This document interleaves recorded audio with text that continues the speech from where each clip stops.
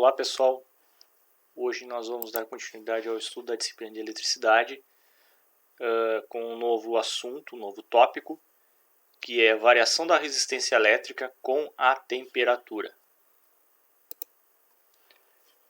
Para a gente relembrar o conceito de resistência elétrica, que é a oposição à passagem da corrente elétrica, e a resistência elétrica de um condutor qualquer depende dos seguintes fatores físicos: do material que é feito, ou seja, da resistividade, ou também conhecida como resistência específica do material, que muda de material para material. O material com baixa resistividade é um ótimo condutor, com alta resistividade é um péssimo condutor. Depende também do comprimento do condutor.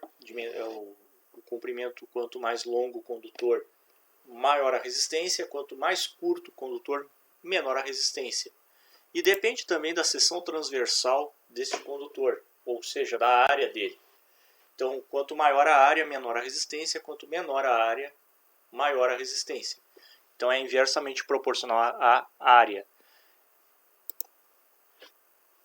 Isso nos dá esta equação que nós conhecemos como segunda lei de Ohm, cuja resistência é o produto entre a resistividade e o comprimento dividido pela seção ou área.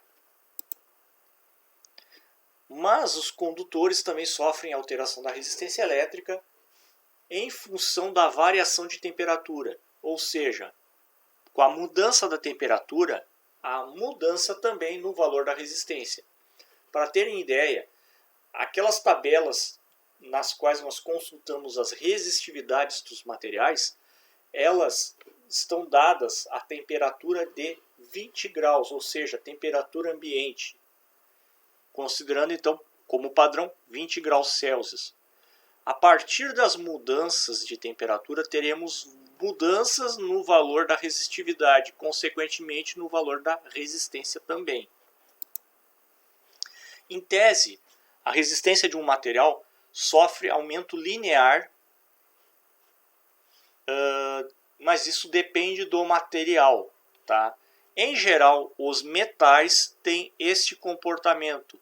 A resistência ela aumenta como se fosse uma reta. Aumenta a temperatura, aumenta a resistência. Aumenta a temperatura, aumenta a resistência. Como se fosse uma constante. Teoricamente, se a gente olhar aqui na ponta desse segmento de reta, desse gráfico, percebemos que há uma temperatura teórica em que a resistência é nula. Essa temperatura ela é conhecida também na física como zero absoluto ou 273 graus negativos, onde teoricamente todo material tornaria-se supercondutor ou a resistência elétrica se tornaria nula.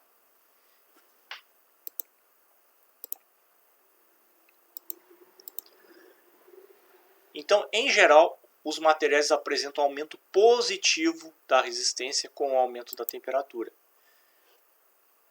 Cada material tem um comportamento diferente e um valor diferente de coeficiente de variação de resistência com a temperatura. Então, varia de material para material. Se a gente lembrar da resistividade, a resistividade ela é diferente de material para material. O aumento, esse comportamento do aumento da resistência com a temperatura, também varia de material para material. A equação que nós utilizamos para determinar a resistência de um material nas mais variadas temperaturas é esta aqui, onde R é a resistência que nós queremos saber na temperatura final, R0 é a temperatura inicial do material, ou do resistor, ou do condutor. Alfa é o coeficiente de variação da resistência com a temperatura. Esse alfa, quanto maior se torna o aumento da resistência. Quanto menor é a variação da resistência. Ou seja, para algumas aplicações, o alfa tem que ser o mais próximo possível de zero. Em outras aplicações, dependendo do tipo de situação, é interessante se ter um alfa grande, E ΔT é a variação de temperatura. Então, temos que os coeficientes de temperatura são tabelados, aquilo que nós dissemos antes. Assim como a resistividade é tabelada, o coeficiente de temperatura também é tabelado. E lembrando que o ΔT, ou variação de temperatura, é T menos T0, temperatura final menos a temperatura inicial. Aqui quero chamar a atenção que o T é maiúsculo e não minúsculo. T minúsculo na física é tempo. T maiúsculo é temperatura. Então, T é maiúsculo é a temperatura final e o T0 é a temperatura inicial. Aqui temos uma tabela onde constam alguns materiais com seus respectivos coeficientes de temperatura. Por aqui a gente já tem uma ideia do comportamento desses materiais. Então, por exemplo, o material que apresenta a maior variação positiva de resistência com o aumento da temperatura é o níquel, com o coeficiente de 0,006. O melhor deles, vamos olhar aqui, é o níquel cromo, que é uma liga metálica utilizada para construção de resistências elétricas. Mas olha o que chama a atenção. O níquel puro é 0,06. Ou melhor, 0,006. E o níquel cromo 0,0017. Tem uma situação que ocorre com algumas ligas metálicas, que é a junção de um material com outro, que dá características mecânicas, elétricas e físicas diferentes. Essa é uma das situações. Neste caso, a característica que está sendo alterada é uma característica elétrica. Então, esse coeficiente ele se torna bem diferente do que se fosse, por exemplo, só níquel. Para vocês terem ideia, o níquel cromo é uma liga metálica que tem apenas, no máximo, 25% de cromo. Ou seja, a maior parte da composição desse material é níquel. E isso chama a atenção dessa mudança de característica. É uma mudança bem radical. Outra situação que eu quero chamar a atenção são para esses materiais com coeficiente negativo. Então, existem materiais que, ao invés de aumentar a resistência em função da temperatura, ocorre o contrário. E isso, em algumas situações, é interessante para se construir dispositivos de proteção. Tá? No caso aqui, muitos deles são construídos com silício ou germânico, são semicondutores. São semimetais que também são semicondutores. Outra situação interessante é materiais que tenham pouca variação, ou melhor, quanto mais zeros tivermos depois da vírgula, melhor. Que são materiais que são usados para fazer resistores fixos. Então aqui nesses gráficos, um comparativo, se tem uma ideia como é que se comportam alguns materiais. Os metais em geral, eles tendem a aumentar. Aqui está mostrando uma curva considerando variações grandes de temperatura. Que quanto maior é a temperatura, o metal começa a ter um desvio aqui nesse gráfico, tá? Mas para a faixa que nós trabalhamos normalmente na área de eletro, esse aumento é linear. Tá? A gente considera uma faixa linear. Alguns materiais, como o caso do Constantan, que é uma liga metálica que é muito usada para a construção de resistores e potenciômetros, possui 60% de cobre e 40% de níquel, tem quase uma reta constante, por isso que vem o nome dele Constantan. Já o carbono, dependendo do tipo de carbono na forma de grafite, ele pode ter uma variação muito grande e negativa. Então são três tipos característicos de materiais. Então materiais praticamente constantes, materiais com variação positiva e materiais com variação negativa. Materiais com coeficiente de temperatura muito próximo de zero são ideais para a fabricação de resistores e também são conhecidos como materiais ômicos. Imaginem o seguinte, nós temos que projetar um circuito eletrônico muito sensível e o nosso resistor começa a aquecer pelo próprio funcionamento dele.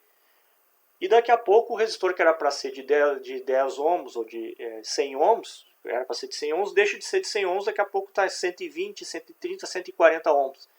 Vai apresentar problema de funcionamento do nosso circuito. Ele não vai funcionar como nós gostaríamos ou como nós precisássemos. Daqui a pouco o circuito vai parar de funcionar como deveria. Imagina um televisor, lá no meio do televisor tem um resistor que varia a resistência de forma muito grande com a temperatura. Vai dar problema. Então, quanto menos variar a temperatura, melhor para a construção de resistores. Por isso que eles estão chamados de materiais ômicos, porque independente da temperatura, independente da tensão e da corrente, sempre vai dar o mesmo valor de resistência. Materiais com coeficiente de temperatura negativo são utilizados para a construção de sensores de temperatura e, em alguns casos, para dispositivos de proteção e segurança de equipamentos eletrônicos, que são chamados NTCs. Ou seja, são equipamentos que, dispositivos em que se ocorrer o aumento da temperatura, por algum motivo, a resistência elétrica cai, formando praticamente um curto-circuito. Então é um artifício que é utilizado para proteção. Também é utilizado para construir sensores de temperatura. Então se faz se atrela a temperatura ao valor da resistência. Então são sistemas calibrados em que temos sistemas que podem fazer essa conversão da resistência para um valor de temperatura. E materiais que apresentam grande variação de resistência elétrica com aumento da temperatura são conhecidos como não ômicos, ou seja, eles não obedecem à lei de Ohm para qualquer valor de corrente. Isso aí é basicamente a maioria dos metais tem essa situação. Embora a lei de Ohm continue válida, certo? O que acontece é que a resistência de alguns materiais não podem ser chamadas de ômicas, porque elas sofrem muita variação de resistência com pouca variação de temperatura. Então isso é muito comum em resistências industriais e outros equipamentos que nós vamos tratar agora. Este aqui é o caso mais emblemático, que é o caso das lâmpadas incandescentes. E aí vem aquela pergunta, por que sempre queimam na hora de ligá-las? Então, hoje em dia são mais raras de se encontrar, praticamente não se encontram mais nas residências, são poucas ainda existentes, mas a lâmpada incandescente ela tem esse fenômeno interessante. A pessoa chegava para acionar o interruptor e era neste momento que a lâmpada queimava. Ela não queimava enquanto estava funcionando, queimava na hora de ligar. E isso tem uma explicação. O tungstênio é um dos materiais que sofre a maior variação da resistência com a temperatura. Então é um dos que tem a maior variação, é um material não ômico. Tanto que, se nós medirmos com um ohmímetro a resistência da lâmpada a frio, ela vai dar muito menor do que se a lâmpada estivesse em funcionamento. Então, se nós aplicarmos a lei de Ohm, ou cálculo da corrente, através do cálculo da potência, determinarmos a resistência da lâmpada em funcionamento nominal, nós vamos encontrar um valor muito mais elevado do que se a resistência dela a frio. Na hora que nós ligamos ela está fria, a resistência é baixíssima. Com isso a corrente é elevadíssima, às vezes chega a em torno de 10 vezes o valor nominal da corrente da lâmpada. E isso gera um aumento significativo da corrente, e se a lâmpada tiver qualquer ponto de desgaste, qualquer fissura, o filamento vai se romper. Então ele sempre vai romper, se ele tem que romper, ele vai romper na hora de ligar, porque é no momento que a corrente é mais alta, porque a resistência dela está muito baixa, porque ela ainda está fria.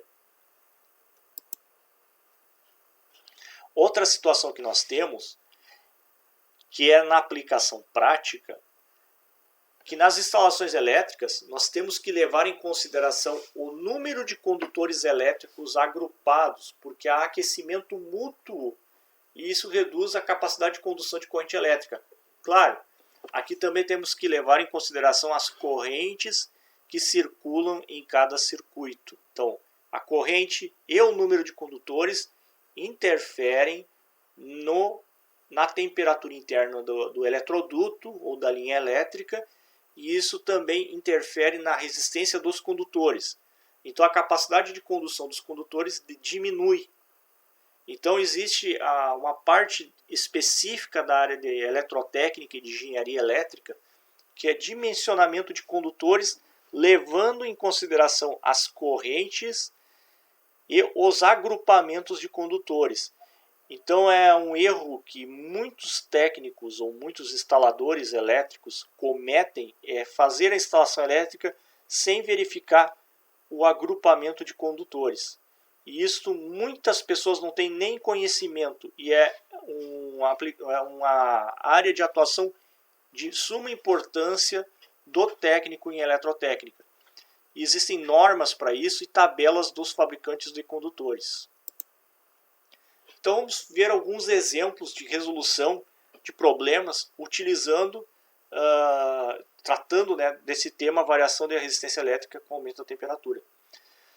Então o primeiro exemplo, um fio feito de níquel possui resistência elétrica de 50 ohms, na temperatura ambiente de 20 graus Celsius. Quando em funcionamento atinge a temperatura de 200 graus Celsius, determine o valor da resistência nesta situação.